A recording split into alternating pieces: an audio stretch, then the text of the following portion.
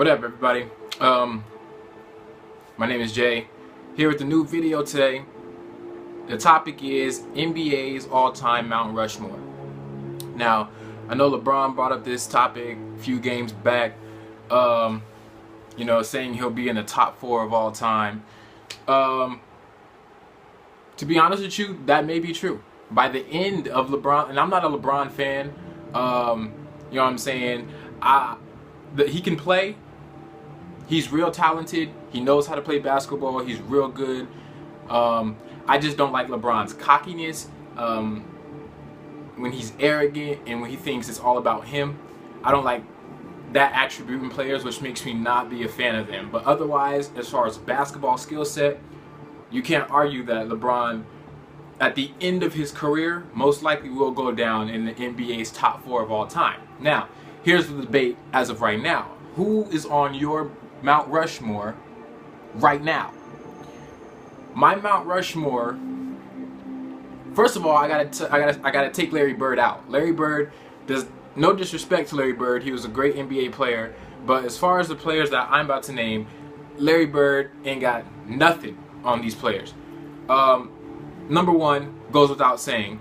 Michael Jordan, we already know what he's done for the game, for the league, the championships, the MVPs, the willingness to win.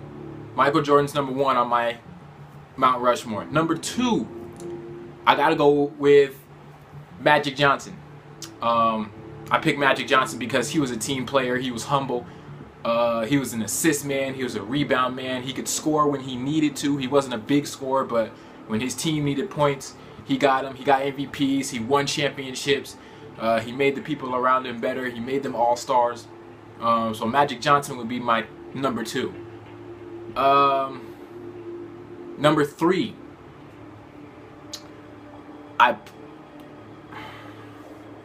it's really arguable. It's arguable to put, any player in there, but you can't go wrong with Kareem Abdul-Jabbar. He's the all-time points leader, creator of the hook shot, rebounds, points. He got a few assists, one of the all-time great big men, if not the most finesse big man we've ever seen. Footwork is par none to nobody, probably besides Hakeem the Dream Olajuwon. You can't go wrong with putting Kareem, 6 MVPs, multiple championships. You can't go wrong with putting Kareem in the NBA's Mount Rushmore, just for my opinion. And my last but not least, as of right now, would have to be Kobe Bean Bryant. 5 championships, 81 points, clutch shooting. Kobe's just MVPs, finals MVPs, all-star game MVPs. I mean, Kobe's done it all. I'd say the only reason why Kobe Bryant doesn't have multiple MVPs like Kareem, like Magic, like Jordan, like LeBron, is because the NBA MVP has turned into a popularity showcase instead of actual skill set. And what I mean by that is, the more popular you are in the league, the more flashy plays sometimes you put on, the bigger your name is, you're most likely to get an MVP. Now, LeBron has 4 MVPs, 2 of which arguably I don't think he deserved. I think Kevin Durant should have had one of those. And then you could even argue for Carmelo to have one of those MVPs, because MVPs is not a stat sheet suffer.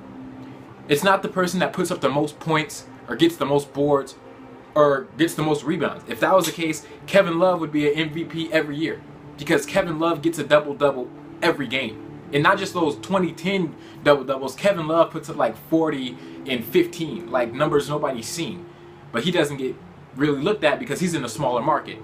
So I say Carmelo one of those years, because one of those years Carmelo had the Knicks on a 14-game win streak. He had them, I believe it was 2nd or 3rd in the East. And the MVP is how valuable that player is to that team. If you take LeBron off the Miami Heat, D Wade, Chris Bosh, Ray Allen, Shane Battier, all those role players on the Heat, they could still contend for a championship. I'm not saying they'd win a championship, but they would be in the hunt.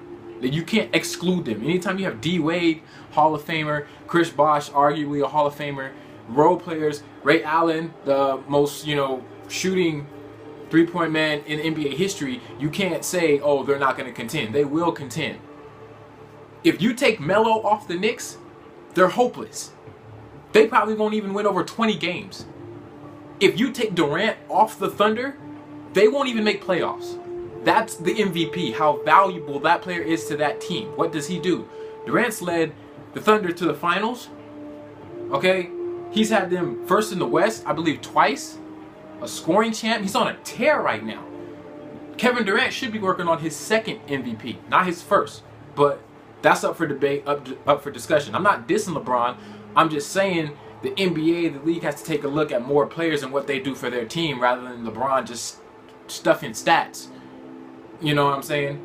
Kobe's case for MVP is purely this. If Kobe wouldn't have been accused of that white girl in 2004, 2005, whether y'all believe it or not, I believe Kobe would have multiple MVPs. I think they gave Kobe that MVP just to be like, all right, we're going to give him one. He's Kobe Bryant. He cannot retire and not have an MVP. We got to give him at least one. So I think Kobe earned it, but at the same time, the NBA was like, okay, fine, we're just going to give him one. I believe if Kobe wouldn't have been accused with that court trial, I believe he'd have more MVPs. Because it's your on and off the court. So, of course, the NBA is going to look at that like, okay, well, you did this off the court. What type of influence are you? We can't give you the most valuable player award, especially because it's a white girl and he's a black man. Come on, y'all. Kobe Bean Bryant. Kobe should have at least 2 or 3 MVP awards. But that's arguable, up for debate. Allen Iverson. He got into some off the court issues. I believe he only has 1 MVP. I think he should have got another. That's up for debate. So my NBA's Mount Rushmore is Michael Jordan, Magic Johnson, Kareem Abdul-Jabbar, Kobe Bryant. Everybody's opinion changes. I'm not dissing LeBron. LeBron's a great player. LeBron's the best player right now. And by the end of his career, he probably will have knocked off maybe, Kareem or maybe Kobe. But, as of right now, those are the players that are on my Mount Rushmore. LeBron may go down as, number 4, number 3 of all time by the time it's all said and done, but LeBron's still playing catch up to these guys. You know what I'm saying? Kobe may have 5 championships, 3 with Shaq. It doesn't matter. They're championships. He still got them. He's on the roster. And he was the main part. You know what I'm saying? Shaq was averaging, I believe it was 27 that year. Kobe was averaging 24.2. A 3-point difference. And that game Shaq went down, Kobe put up a triple-double of 48 points, I believe 16 assists, and 10 rebounds against the New Jersey Nets. A triple-double, and they won. So, people can't say it was all Shaq. It was all Shaq. Because if Kobe wasn't on the team, Shaq wouldn't have got it. D-Wade proved it. 06, Miami Heat. Shaq averaged 12 points, but D-Wade put up like 34 a game in that series and won. So, people just dissing Kobe because he's getting, towards the end of his career, they trying to brush him off. Kobe's done a lot in this league that, we can go on and on about Kobe's resume. Kobe's just, he's one of the best to ever play. To me, Kobe's the best 2 guard behind Jordan ever to play.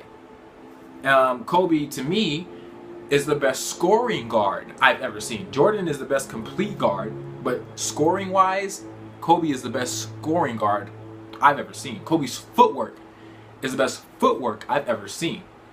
So just comment, share, let me know who's on your NBA, Mount Rushmore. And then, once it's all said and done, we'll do another topic and we'll get into NFL Mount Rushmore. And then we'll get into NHL Mount Rushmore and, so on and so forth. But and then we'll get into baseball Mount Rushmore. But y'all just let me know who's on your Mount Rushmore, why, just let me know what y'all think, alright? I'll be back.